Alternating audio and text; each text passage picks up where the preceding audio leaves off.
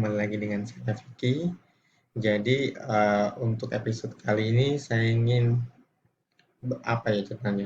berbagi tips bagaimana sih cara menyusun HACCP, HACCP atau HACCP manual yang baik dan benar.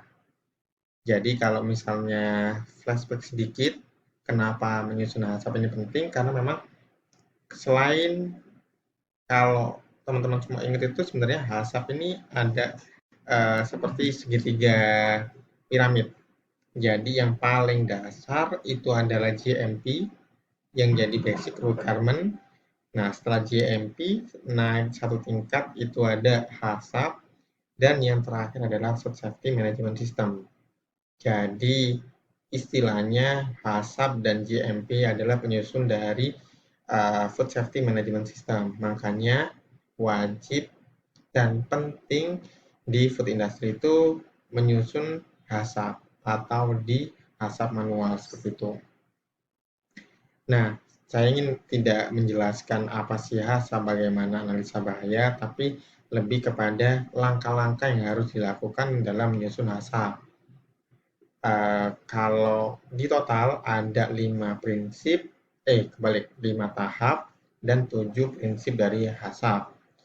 Jadi totalnya ada 12 tahapan ketika menyusun HACCP itu sendiri. Nah, kita mulai bahas satu persatu mulai tahapannya. Bentar, ini kok susah ya. Nah, tahap yang pertama adalah menyusun tim HACCP. Jadi coba saya highlight di sini. Tahap pertama adalah menyusun tim HACCP. Nah, menyusun tim HACCP ini prinsipnya adalah harus terdiri dari lintas background, lintas departemen. Jadi tidak hanya dari quality misalnya.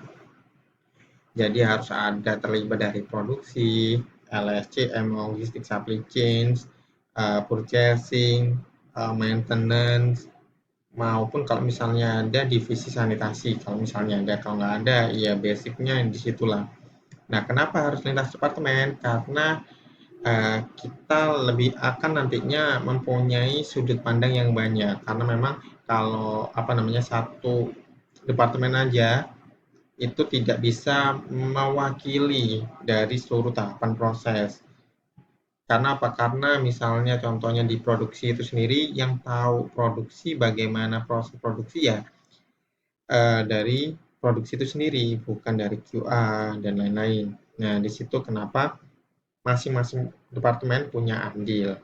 Itu prinsipnya tim HACCP. Kemudian tahap yang kedua adalah deskripsikan produk. Jadi dalam tahap kedua ini kita perlu mendeskripsikan produknya. Produk akhir maksudnya. Cemaran apa yang muncul di produk akhir. Misalnya cemaran kimianya berapa banyak. Kemudian cemaran biologinya apa aja, termasuk logam berat. Nah, di situ perlu dideskripsikan, termasuk kalau misalnya disimpan di suhu mana. Apakah suhu dingin, suhu ambien, atau suhu ruang, atau suhu beku. Dan itu harus tersedia jelas di deskripsi produk, termasuk cara pengirimannya menggunakan transportasi apa, darat, laut, truk, atau dan lain sebagainya seperti itu. Itu harus tersedia jelas di tahap kedua. Kemudian tahap ketiga adalah identifikasi pengguna yang dituju. Nah, ini identifikasinya siapa aja, apakah punya batasan. Misalnya, produk ini tidak diperuntukkan untuk ibu hamil atau yang mempunyai alergi tertentu. Nah, di situ harus ada identifikasi konsumen yang jelas. Jadi apa? Agar melindungi konsumen dari bahaya yang mungkin ditimbulkan.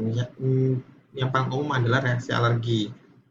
Karena apa? Karena meskipun sudah ada identifikasi kemasan alergen di sana, tapi harus ada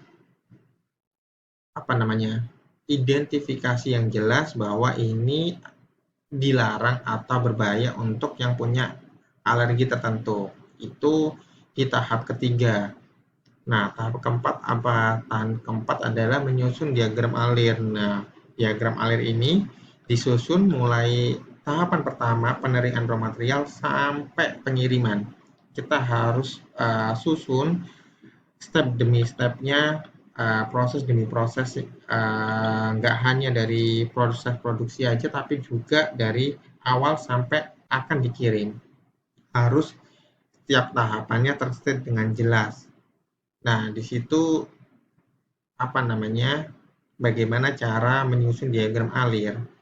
Nah, setelah kita susun diagram alirnya bagaimana, baru yang tahap terakhir adalah kita memverifikasi diagram alir tersebut.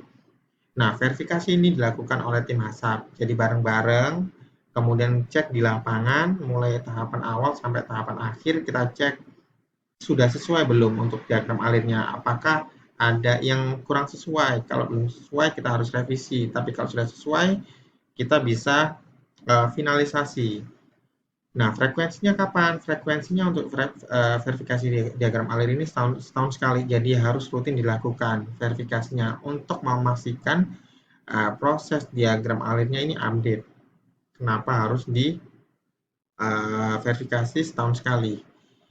Nah, itu tadi 5 tahapan dalam menyusun HACCP. Nah, setelah 5 tahapan di sini, ada 7 prinsip yang harus diketahui di HACCP. Nah, kita apa aja 7 prinsipnya? 7 prinsipnya, prinsip yang pertama adalah analisa bahaya. Jadi, analisa bahaya ini dilakukan untuk setiap tahapan proses, raw material maupun di produk akhir. Kita menganalisa potensi bahaya yang muncul di sana. Nah, bahaya apa aja? Bahaya fisik, kimia, mikrobiologi, maupun bahaya alergen. Dan ini setiap tahapan prosesnya yang tadi udah disusun, kita analisa potensi bahaya muncul, mulai dari kemasan, bahan kimia itu dari material, atau dari tangan, personil, itu semua kita cek, kita analisa potensi apa bahaya yang muncul di sana. Itu di prinsip 1. Nah, prinsip kedua dan prinsip ketiga ada terkait CCP. Yang pertama penentuan CCP-nya, kemudian yang ketiga adalah penentuan batas kritis. Nah, tahapan ini bergantung pada analisa menggunakan decision tree. Di Codex itu ada decision tree ataupun keputusan. Nah, jika signifikan, baru kita lanjut ke, kalau signifikan itu berarti CCP. Kalau nggak signifikan berarti tidak CCP. Nah, itu nanti kita tentukan mana yang CCP. Nah, ketika satu tahapan itu CCP, kita perlu menetapkan batas kritisnya. Contoh, metal trap. Kalau di tahapan di kita itu ada metal trap atau metal detector. Saya kasih contoh metal trap. Nah, misalnya metal trap ini dianggap CCP, kita tentukan berapa batas kritisnya. Contoh paling mudah kalau metal trap adalah menggunakan gauge meter. Jadi gauge meter kita cek kekuatan dari metal trap itu. Minimal kekuatannya adalah 8000 Gauss. Nah, jadi itu batas kritisnya. Kalau misalnya dalam pengecekan di bawah 8000 berarti sudah tidak memenuhi batas kritis, berarti kita melakukan tindakan koreksi. Tapi kalau dalam pengecekannya sudah melebihi batas kritis, nah itu semakin bagus. Itu di penetapan batas kritisnya. Kemudian tahap keempat adalah menetapkan prosedur pemantauan CCP. Jadi di tahap keempat ini, di prinsip keempat ini, kita menentukan seberapa sering memonitoring CCP. Kalau CCP berarti monitoringnya lebih frekuen. Jadi contoh yang di kita itu biasanya di awal proses, setelah istirahat, kalau ada lampu mati setiap 2 jam, dan yang terakhir itu kalau misalnya di akhir produksi atau akhir shift, itu semua dicek CCP-nya. Nah, kalau misalnya CCP-nya tidak tercapai atau lewat dari batas kritis, nah ini masuk ke prinsip kelima, menetapkan tindakan koreksi. Nah, tindakan koreksinya apa? Ini ada 2, tindakan koreksi untuk produknya, bagaimana, kemudian tindakan koreksi untuk alatnya, misalnya metal trap tadi, berarti mesti diapain, dilakukan perbaikan dan lain-lain. Nah, itu yang ditetapkan di prinsip 5 ini. Jadi tindakan koreksi yang dilakukan nggak cuma dari istilahnya produknya, tapi juga alatnya.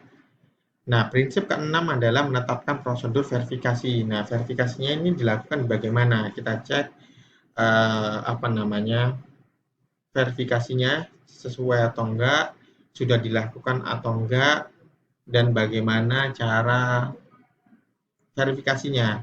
Biasanya menggunakan alat, kalau metal trap berarti menggunakan gauss meter, nanti dilakukan frekuensi monitoringnya setiap yang saya sebutkan tadi. Nah, itu kita tetapkan di prosedur verifikasi ini. Kita tetap sendiri. Untuk yang CCP tadi maupun OPRP, kita tetapkan prosedur verifikasinya. Untuk tahap yang terakhir ada prinsip 7 itu mengembangkan sistem dokumentasi. Nah, ini dilakukan dokumentasinya, formnya dicatat di mana, mulai monitoring CCP, kemudian bagaimana cara verifikasinya, itu tercatat di form mana, SOP-nya di mana. Nah, itu semua kita tetapkan, kita dokumentasikan. Agar apa? Agar sistem yang disusun tadi, mulai monitoring, mulai menetapkan batas kritis, mulai tindakan koreksi, itu dapat terimplementasikan dengan jelas.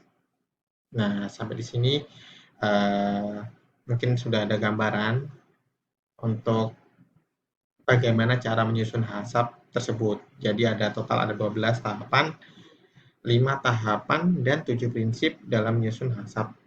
Nah, itu aja yang mungkin bisa saya bagikan untuk episode kali ini.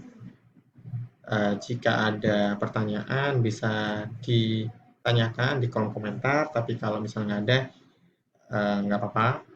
Mungkin nanti untuk yang lain, misalnya apa namanya, bagaimana cara analisa bahaya, bagaimana menentukan CCP dan lain-lainnya, mungkin nanti akan saya bahas di episode berikutnya.